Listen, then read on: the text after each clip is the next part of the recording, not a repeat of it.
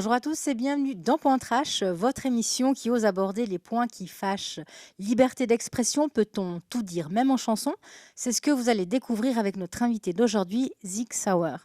Zig, bonjour. Bonjour, bonjour, bonjour. Toi, tu es un rappeur neuchâtelois Exactement, ouais.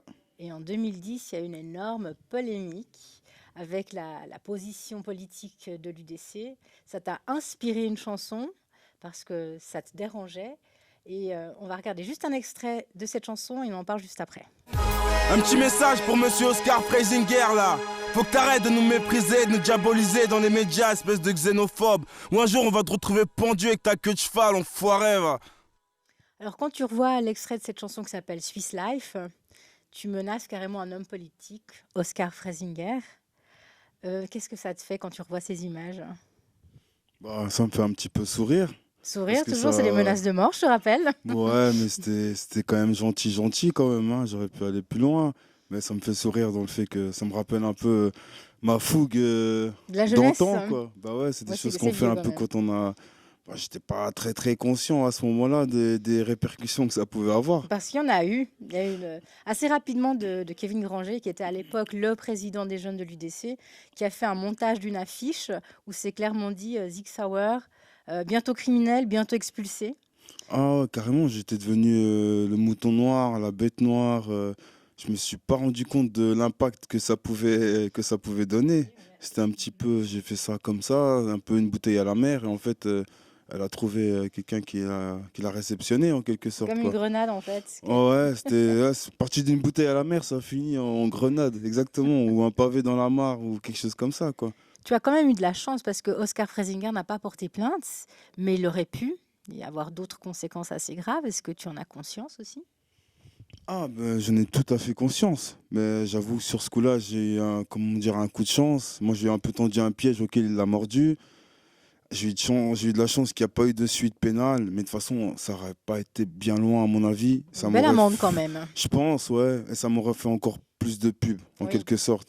Mais où il a été malin, c'est qu'il n'a pas porté plainte, mais il s'en est resservi dans une campagne publicitaire à lui, où en quelque sorte, bah, il s'est servi de ça, il a remis un extrait du morceau, il l'a un petit peu instrumentalisé. D'ailleurs, il y a eu aussi un article là-dessus, parce que moi j'étais un peu là, j'étais un peu choqué, quoi. En fait, l'histoire elle était un petit peu enterrée, et quelques années plus tard, il l'a ressorti. C'est lui qui l'a déterré, cette histoire-là. Donc, il a un peu joué à mon jeu, en fait. Quoi, il m'a peut-être pris à mon propre jeu, ou je sais pas. En tout cas, c'est devenu presque un copain à force qu'on se renvoie la balle, quoi. Un ping-pong. Ouais, voilà, exactement. Tant mieux. Et juste après ça, ben, tu as ressorti une autre chanson. C'était un petit peu comme une excuse, je dis ce que je pense. Est-ce que tu t'es senti mal par rapport à ça, en fin de compte? Bon, après, c'était pas juste après. J'ai quand même laissé un petit temps de réflexion parce qu'en fait, je savais pas comment réagir, en fait. Je savais pas, j'étais un petit peu dépassé par cette histoire. Donc, du coup, j'ai pris un petit moment de réflexion. Surtout que j'ai encaissé beaucoup de critiques, Des beaucoup de gens qui étaient des commentaires. racistes, j'imagine, Ouais, beaucoup. on a un peu découvert une face cachée de la Suisse, mais que tout le monde sait qu'elle est là, mais en fait, les gens, ils se sont pas cachés, en fait, Bah, pour tes que... propos étaient quand même assez forts, je dois te rappeler, Ouais, ouais, mais après, c'est, malgré voilà, le tout. but d'un rappeur, des fois, bah, il faut choquer pour plaire un petit peu. Voilà, c'est choqué pour Après, choquer. Après, les rappeurs, ils prennent des noms assez atypiques, comme le tien, Zig Sauer, c'est quand même fabrication d'armes à feu, je crois. ouais, Six Sauer, ouais, à la base, c'est une arme, mais c'est une arme qui vient de Suisse. Puis c'était plus un clin d'œil par rapport à une arme qui venait de Suisse, parce que mon arme, en quelque sorte, c'est plus mon rap, en quelque sorte. Donc c'était un petit peu un parallèle, mais j'étais déjà un petit peu dans la provoque à ce moment-là Mhm. où j'ai choisi ce nom, mais voilà, c'était Parce qu'on pas est dans un d'accord, parce mauvais que état d'esprit, quoi. la haine appelle la haine en général, hein. Ouais, exactement. Mais après, comme vous avez vu, j'ai un peu essayé d'apaiser un petit peu, Oui, voilà. c'était quand même une chanson d'excuse. On va dire ça comme Ouais, ça. un On mea va dire ça comme ça. culpa ou plus une explication, Oui. parce que je me suis senti incompris en fait. Parce que dans la chanson, j'ai l'impression que les gens, ils ont pris qu'une partie de la chanson. Mhm. Et puis on m'a jugé sur cette partie de la chanson, et puis ils ont fait la sourde oreille sur une autre Sur partie tout de le la reste, en chanson. fin de compte. Tout le Voilà, monde s'est focalisé sur la fin ou voilà, exactement. voilà. Alors que je dis plein de choses, faudrait écouter ce morceau, les gens ils m'en parlent encore tous les jours.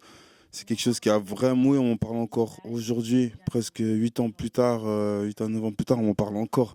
Donc tant mieux quoi. Et puis, alors du coup, tout s'est apaisé depuis le temps et ça t'a laissé le temps de sortir combien d'albums jusqu'à entre deux? J'en ai sorti, après ça, j'en ai sorti deux. Mhm. J'en ai sorti deux. Ok. Puis aujourd'hui, on te voit pour Carpe Diem. Ouais, exactement. Prends les choses comme elles viennent. Ça, c'est des Exactement. belles paroles, tiens, du coup. Bah ouais, c'est les paroles de quelqu'un qui s'est un petit peu assagi quand même. Tu sors d'où ton inspiration pour ce morceau-là? Ouais, je la sors, bah ça c'est vraiment, c'est un peu la réponse banale des rappeurs, mais dans ce cas-là, c'est vrai, c'est vraiment de la vie. C'est vraiment de la vie, des expériences, carpe diem, ça, voilà, c'est profite de l'instant présent, vie au jour le jour, ça, pour moi ça signifie tout ça. Et puis en fait, c'est un titre que bah, déjà, c'est quelque chose que j'ai voulu faire depuis longtemps. Mhm. Mais après, ben, j'ai trouvé que c'était le moment de le faire, quoi, parce que j'ai vécu plein de trucs entre-temps qui ont fait que voilà, j'ai envie de donner ce message. C'est un peu un message d'encouragement aux gens, quoi, qui sont un peu déprimés ou qui sont pas bien ou quoi que ce soit. Ben voilà, c'est la vie, un jour c'est comme ça, un jour c'est comme ça. Et puis faut prendre les choses comme elles viennent. On est C'est d'accord. tout. Est-ce que tu as des enfants? Ouais, j'en ai deux. Donc tu es quand même plus heureux à savoir qu'ils vont être heureux de voir leur père avec ce genre de chanson que de se dire tiens, mon père, va peut-être recevoir une date de renvoi avec sa musique. Ouais, Aussi bon, penser à eux. c'était plus ma mère à l'époque. Ouais, je crois que j'avais ma fille, elle était en bas âge, donc ça va, elle n'était pas touchée par ça. C'était plus au niveau de ma mère, de ses collègues au travail, oui, ton fils, si, ça. C'était plus cette inquiétude-là. Après, mes enfants, maintenant, c'est clair que j'essaie d'être un peu plus apaisé, puis faire des chansons un peu comme Carpe Diem, que je peux leur faire écouter, que ça passe à la télé, je leur dis regardez, écoutez, ils sont fiers, ils sont contents, et puis ça fait plaisir à tout le monde, quoi. Il faut donner l'exemple, surtout. J'essaye. On regarde un extrait de Carpe Diem. Ouais. C'est parti. Yeah. Prends les choses comme elles viennent. Prends les choses comme elles viennent. Yeah. La réalité est dure, elle a souvent brisé mes rêves. L'avenir est loin d'être sûr, mais qu'est-ce qui me reste si je désespère? Avant de quitter cette terre, je veux briller pour guider mes frères. J'en vois trop du côté obscur lorsqu'ils n'ont plus les idées claires. Parfois la vie est trop hard, tu passes vite du rêve au cauchemar. L'horizon est aride, mais de nos yeux s'échappent de grosses larmes. Le stress, la routine fatigue, dans nos têtes c'est la zizanie. Le corps et cœur plein de cicatrices, je suis peut-être sado mais je kiffe ma vie.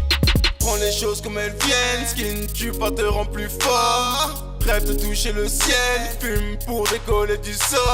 J'ai juste besoin de m'évader, je suis comme prisonnier de la routine.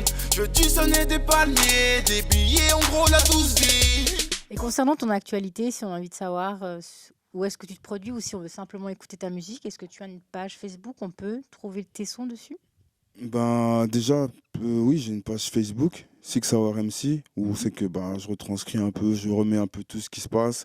Après, je suis beaucoup plus sur Instagram, sur Sigizzy, Six Hour MC. Sigizzy, ça s'appelle sur Instagram, c'est là où je suis le plus actif en ce moment, parce que c'est là où ça se passe.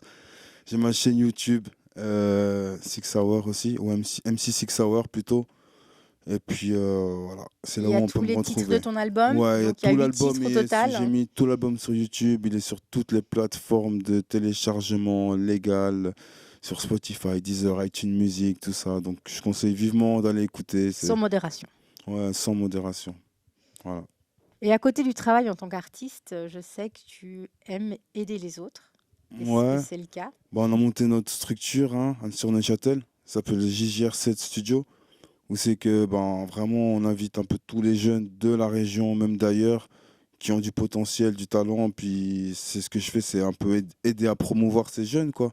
Les jeunes du coin, vu que je commence un peu à prendre de l'âge. Et en tant que bon rappeur, ben, je m'occupe un peu de la génération qui suit, quoi.